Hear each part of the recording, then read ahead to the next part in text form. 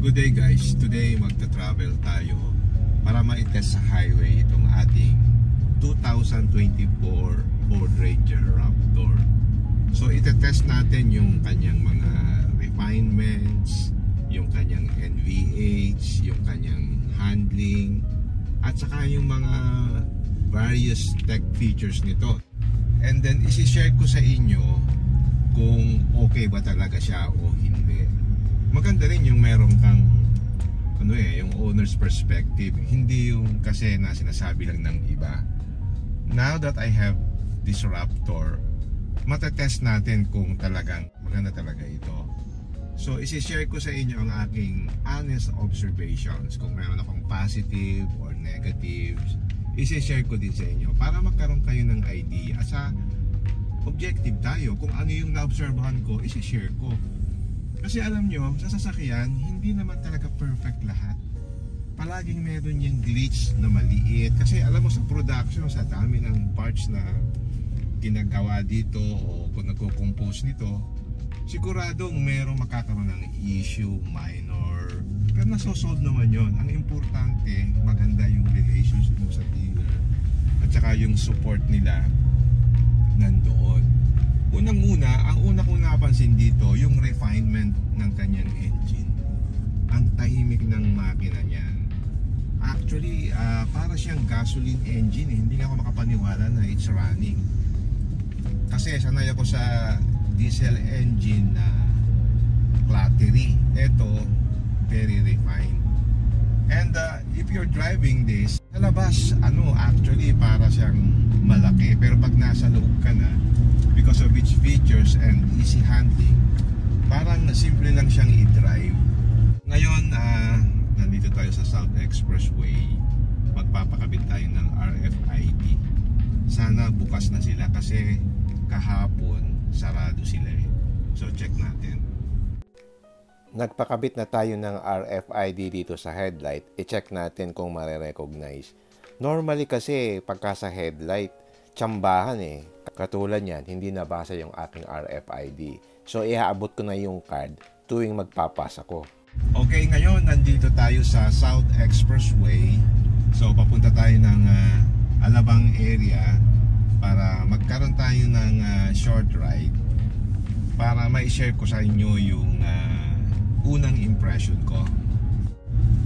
Katulad ng sinabi ko kanina, tahimik yung makina. The ride is very smooth. Yun talaga ang pagkakaiba dito. Yung una kong impression, wala siyang masyadong body roll. And in fact, itong mga masamang daan, wala kang masyadong mararamdaman kasi kayang i-absorb ng kanyang suspension system. Kasi yung iba, di ba, pagka masway at saka maalog. But this one, very composed siya. Yung throttle response. So pag pinrest ko yung accelerator, ang ganda ng response niya. Ayan from 70 naging 90 kilometers agad ako. In very very quick fashion.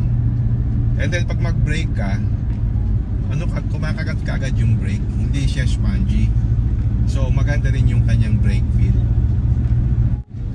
In terms of steering naman, makikita mo dito, mapipil ko na malambot yung steering. Pero kapag ka nag-accelerate ka at tumaas na yung speed mo, nagta-tighten siya. So parang mas bumibigat yung yung manibela. Para meron ka talagang feel sa road. Kasi di ba pagka masyadong malambot, parang nawawalan ka ng feeling no?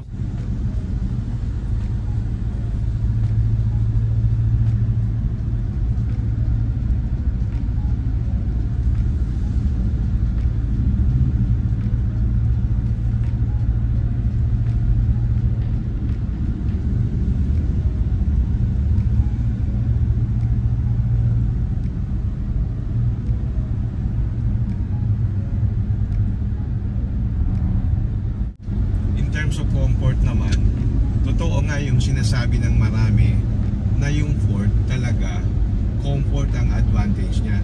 Kasi na-experience ko na ito, nagkaroon ako ng Trailblazer, ng Nissan Terra, ng Montero, pero iba yung comfort nitong Ford considering na this is a pickup truck, no? So lalo na siguro yung Ford Everest na SUV, no? But this one is a pickup truck at very comfortable siyang i-drive. In fact, parang parang hindi ako napapagod mag-drive kasi ang gaan niyang i-drive. Yung Fox suspension, yun talaga ang tingin ko ang main advantage na to. Kasi this vehicle was designed para talaga sa yung mabilis na off-roading eh. Kaya nakita nyo sa video, di ba, merong pinapalipad pa niya. So, parang parang pagka mabilis yung takbo niya, even doon sa rough roads, kayang-kaya niya. Alam mo naman dito sa Pilipinas, marami ding mga masasamang daan. So, hindi siya designed doon sa mga crawling or rough crawling na tinatawag, no? So, ito is designed siguro doon sa high-speed off-roading. Kaya siguro maganda itong subukan doon sa mga ganung area. Ramdam ko yung adjustments ng kanyang suspension. So, nag-i-stiffen siya kung kailangan and then nagsosopen siya kung kailangan din. Depending on the road conditions.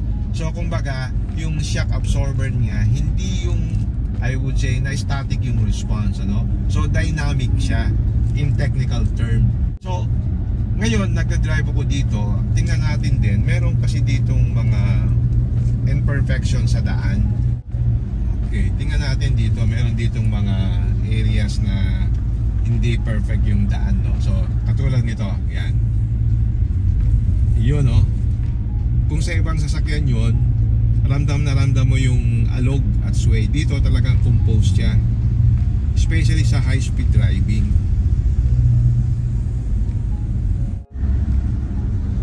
Visibility wise, ang ganda rin kasi malaki. Siyempre malaki yung windshield. Tapos yung kanyang dalawang side mirror, ang laki-laki. So kitang-kita mo yung nasa likod, no? At saka yung position mo mataas kasi mataas yung yung seating position mo eh. So kita mo yung mga sasakyan mas mababa. So ang feeling ko, safe na safe ako dito kasi nga mataas yung aking position. So kita-kita ko yung daan. So kita nyo yon, yung lubak na yon, hindi ko masyadong na-feel, no? Yan, no?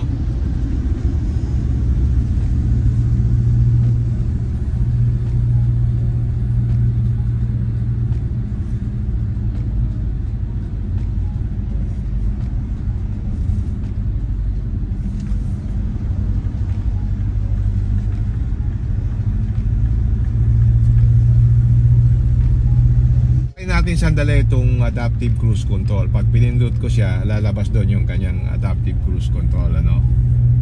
Yan. So nakaset siya at 74 kilometers per hour. So pwede kong bitawan itong aking manibela. Mag-i-stick siya sa lane kasi merong lane dito. Kita mo, wala akong hinahawakan, pero nagmo-move siya at a steady speed as long as merong linya. So every 20 seconds lumalabas na okay, hawakan mo yung manibela, siguro to remind you na alive pa yung driver. Kasi baka makatulog yung driver eh. Katulad niya, no? Pwede akong magganyan, no? Habang tumatakbo yung sasakyan, relax na relax ako. Yun, reminder, yun, kailangan hawakan ko rin yung steering wheel. Napapansin ko rin dito kasi yung linya medyo hindi malinaw, pero nare-recognize naman niya talaga. So wow, this is a feature that I like. O diba? Very refreshing. Yun ang sinasabi kong technology na wala yung iba. So nakaset sa 82 yung aking speed, pero na-detect niya na meron akong sinusundan. Bumagal siya to 71 kilometers per hour. So pagka lumayo na yung distance ng car, pwedeng bumilis ulit ang takbo nito. Hinawakan ko ulit. Nawala na yung kasunod ko. Makita mo, naging 82 na ulit yung speed niya. Okay, so pwede mo ring ma-increase yung distance ng car. Yan, 4 na bar yan. Ibig sabihin, yan yung distance nung sinusundan mo kung ilang car length. Pwede kong i-reduce, pwedeng 3 cars, no? Yan, nagiging 3 na lang yan. Pag pinindot ko pa uli, magiging 2 na lang. Pag pinindot ko pa uli, kung gusto mo mas malapit, magiging 1 na lang yung car length ng distance mo. Ngayon, kung gusto mo naman, adaptive cruise control ko lang, pwede mong patayin. So pag pinindot ko to, mawawala na yung green doon. Yan. So control mo na ng manibela, pero naka adaptive cruise control ka. So, i-increase ko yung speed to 90 kilometers per hour para ma-check natin yung wind noise. Yan, naka 90 ako, no? Medyo nag-increase yung sound ng engine pero tahimik naman. Wala kang masyadong sound noise, pero yung tires mo meron siguro mga 5 to 10% noise. Pero compared mo with other cars that I've driven, tahimik siya, especially for this size of truck na malaki. Now I'm traveling 94 kilometers per hour and tahimik pa rin siya.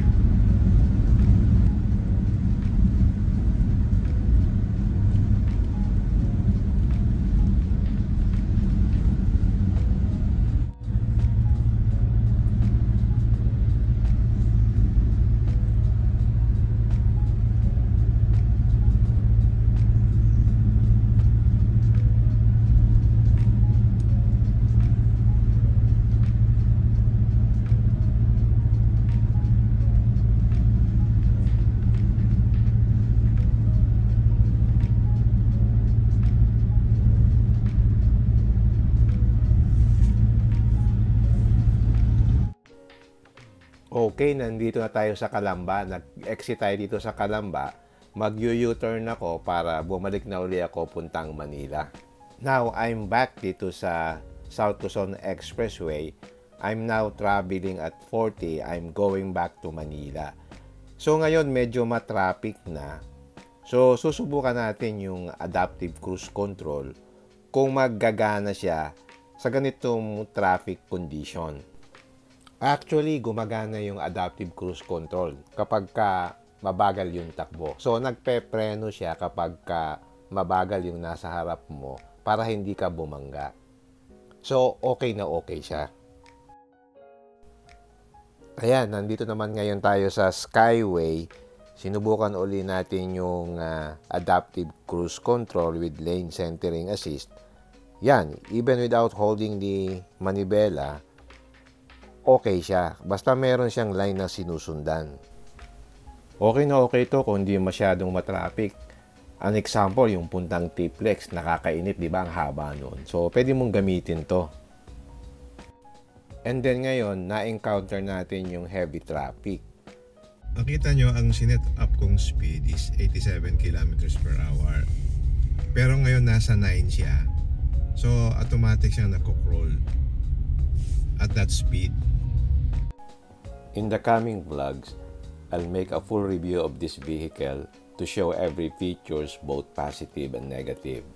So abangan nyo yan. So in this short drive that we had, I could really say that this truck exudes refinement that cannot be found in other pickups in the market today. Iba talaga siyang tumakbo. Very comfortable and relaxing. And I can say that even sa malalayong biyahe, hindi ka mapapagod dito. Ito talaga ang strong point ng pickup na to, yung driving feel niya at saka yung comfort. It's at a different level, I would say. Okay, if you like this video, don't forget to like, share, and subscribe. Until next time, see you again in my next vlog. Bye!